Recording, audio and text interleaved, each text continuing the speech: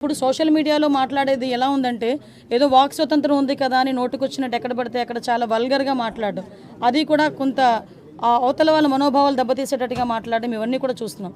మీరు అబ్జర్వ్ చేసే ఉన్నారు, లాస్ట్ టైము ఉన్న గవర్నమెంట్లో ఇంట్లో ఆడవాళ్ళని కూడా బయటకు తీసుకొచ్చి మాట్లాడిన సందర్భాలు కూడా ఉన్నాయి. ముఖ్యంగా వాటి విషయంలో కోర్టులు ఇన్వాల్వ్ అయిన జడ్జెస్ గురించి కూడా మాట్లాడిన సందర్భాలు ఉన్నాయి. అంటే వాళ్ళు ఏమనుకుంటున్నారంటే సోషల్ మీడియా అంటే నా పెన్ను నా పేపరు నాకు నచ్చింది రాసుకుంటాను అంటారు. కానీ నీకు నచ్చింది రాసుకుంటే నీ ఇంట్లో బీరోలో పెట్టుకోవాలి, అంతేగాని పబ్లిక్ డొమైన్లో పెడితే అది పబ్లిక్ అవుతుంది. కాబట్టి అటువంటి విషయాలు కంపల్సరీ కోర్టు లాయర్ డిపార్ట్మెంట్ లీగల్గా కూడా దాని మీద నేను ఒకసారి చూసుకుంటాను, మాట్లాడతాను. నేను ఒకటి మాత్రం చెప్పగలనండి, ఏదో అనుకోవచ్చు అనిత హోమ్ మినిస్ట్రీకి వచ్చింది అమ్మాయికి ఏం తెలుసు. నిజంగానే హోమ్ మినిస్ట్రీలో నాకు ఓనమాలంటే ఇప్పటికిప్పుడు నేర్చుకుంటున్నా, ఇంకా నేర్చుకుంటా. యాజ్ పర్ లానే వెళ్తాం, ఎక్కడ కూడా డీవియేషన్ అనేది ఉండదు. ఎవరైతే తప్పు చేశారో తప్పు చేసిన వాళ్ళకి ఎట్టి పరిస్థితుల్లోనే శిక్ష మాత్రం పడుద్ది. అందులో ఎప్పుడో మేము చాలా రోజులైపోయింది మా మీద కేసులు పెట్టేసి మేము బెయిల్స్ మీద బయటకు వచ్చేసాం అనడానికి కూడా లేదు.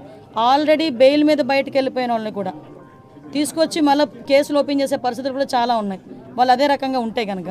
సో అలాంటి సిచ్యువేషన్స్లో ఎక్కడ కూడా లా అండ్ ఆర్డర్ విషయంలో కాంప్రమైజ్ అయ్యే ప్రసక్తే లేదు.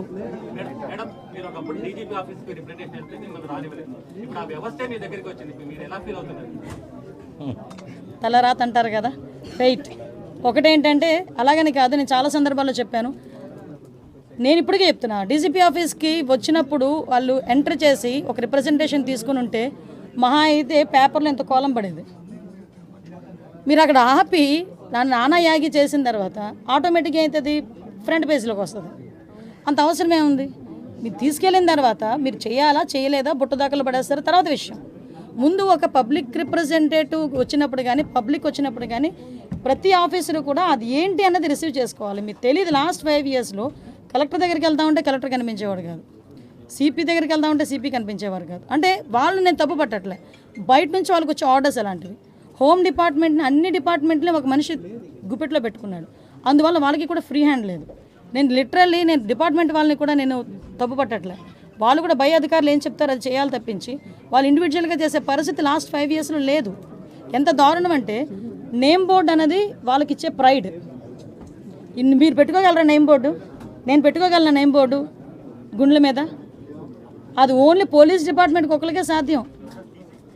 ఐపీఎస్ఓ లేకపోతే ఏఎస్పీఓ డిఎస్పీఓ ఏసీపీఓ డీసీపీఓ whatever it may be, ఆ భుజాలు గుండ్ల మీద నేమ్ బోర్డు పెట్టుకొని ధైర్యంగా పనిచేసే రోజు పోలీసులకి రావాలని కోరుకుంటున్నాను. ఇప్పుడు వచ్చిందని కూడా నేను భావిస్తున్నాను. Last 5 years without name plate, ఎవరు పోలీసో తెలియదు, ఎవడు బయట నుంచి వచ్చి డ్రెస్ వేసుకుని తిరుగుతున్నాడో తెలియదు. సో అటువంటి సిచ్యువేషన్స్ అయితే ఇంక జరగదు. 100 days యాక్షన్ ప్లాన్ ఇప్పుడే డీజీ గారు నాకు తీసుకొచ్చి ఇచ్చారు. ఒకసారి దీని మీద నేను కూడా చదివి ఒకసారి ఇంకా ఏదైనా మాట్లాడాలనుకుంటే కనుక నేను పై ఆఫీషియల్స్తోని, అదేవిధంగా దీనికి రిలేటెడ్గా డ్రగ్స్ రిలేటెడ్గా ఉన్న శాఖలు చాలా ఉన్నాయి. ఇప్పుడు ఫర్ ఎగ్జాంపుల్ డీఅడిక్షన్ సెంటర్స్ ఉంటాయి, డిపార్ట్మెంట్ ఆఫ్ హెల్త్, అదేవిధంగా మనకి ఫారెస్ట్ డిపార్ట్మెంట్తో మాట్లాడాలి, ఎక్సైజ్ డిపార్ట్మెంట్ వాళ్ళతో మాట్లాడాలి. ఇలాంటి అన్ని డిపార్ట్మెంట్స్తోని కూడా ఒకసారి మాట్లాడి కూలంకషంగా ఉండి ఒకటైతే క్లియర్, ఈ 100 days ప్లాన్లో కంపల్సరీగా గంజాయి డ్రగ్స్ రవాణా అన్నది మ్యాక్సిమం తగ్గిస్తాం.